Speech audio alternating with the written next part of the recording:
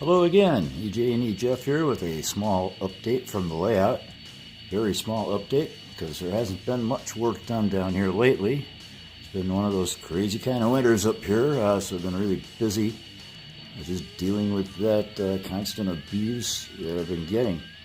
The snow and then polar vortex and then ice storms and now more snow. And I've had an inner ear infection for like the last 3 weeks after that vortex thing, so it's been really difficult to do anything. I can barely stand up, much less work on stuff. But what I have done on the end of my peninsula down here, made this 1.5-foot extension a while back. It's after I moved the yard to this side of the peninsula, it was just a little short, so I wanted to extend it out some. Plus that way I can incorporate that post into the layout. So I was trying to figure out what to do about that post, and I did get some good suggestions. I decided I'm going to build up some scenery and structure around it and just kind of incorporate it in. We'll see how that goes. But the issue I was having on this extension was, as it wasn't part of the main table frame, there was a little bit of flex involved. And so I made up an extra set of legs to put on it, which worked. And so then it was time to go ahead and start putting down the cork and figuring out where all the turnouts go and everything. And wouldn't you know it, that's when I found out that my original framing was right in the way of where the future turnout motors would need to go. Of course. Now, I thought about that on the way doing that while I was building it, but somehow or another the plans changed on top of the table, and that put me right over some more wood. So what I had to do was get underneath there and carefully remove the old frame, which really wasn't that bad. It was fairly easy. Knocked it all apart and then reconstructed it into a more open situation, and that should work out a lot better. And then of course I got my other set of legs for the end there with the adjustable screw feet on the bottom. Very important on my uneven basement floor here to keep that all leveled up real nice. And so all I got to do now is figure out how to get it back up and all attached. That shouldn't be too difficult. I probably hang it from the ceiling or something, I don't know. We'll figure that out. But from a higher perspective, now we can see I've already started getting some cork in place, which I tore during the reconstruction, but no biggie, I can glue that back down. And then for the main body of the yard, I'm going to be going with sheet cork. Got a roll of it, 8 feet long, 2 feet wide, for like $14 or something. So I figured, wow, that's a lot cheaper than going with individual strips, plus a lot quicker.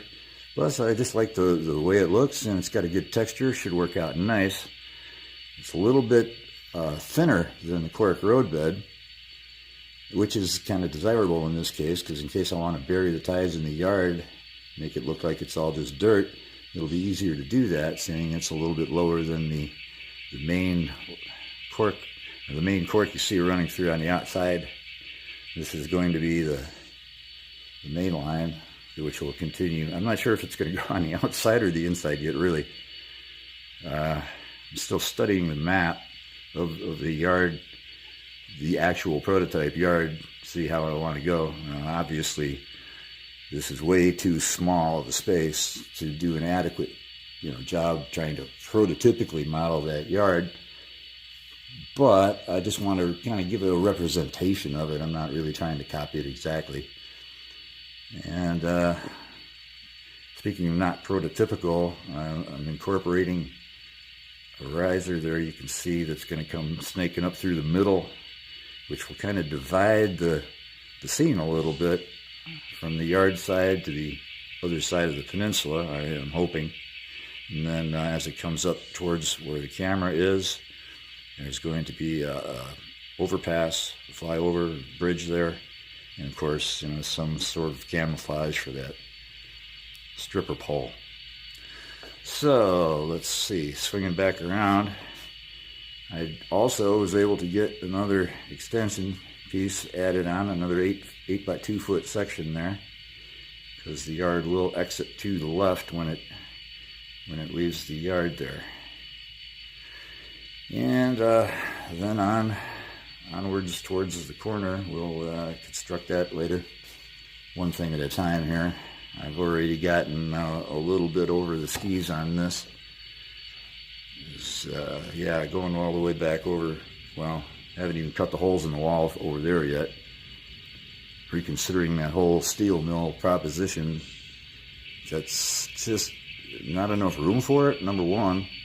Well, it might be enough room for it, but trying to model a steel mill, wow, I've seen some really good examples of that since I came up with this idea, and some of those examples have just kind of made me change my mind about it a little bit.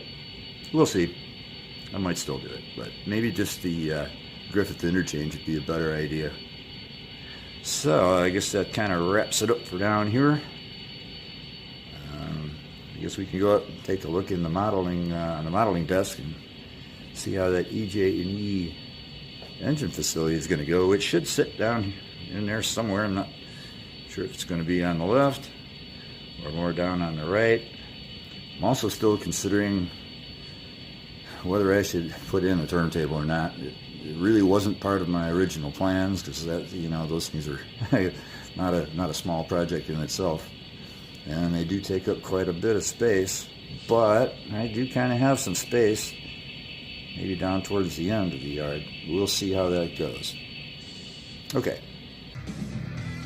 Well, I was going to do a tacked on segment at the EJ&E car shop here, but I think the video has probably gone on long enough for this segment, and I'll just do a whole different video on the building here, because it's going to require a little more explaining than I've got time to do right now.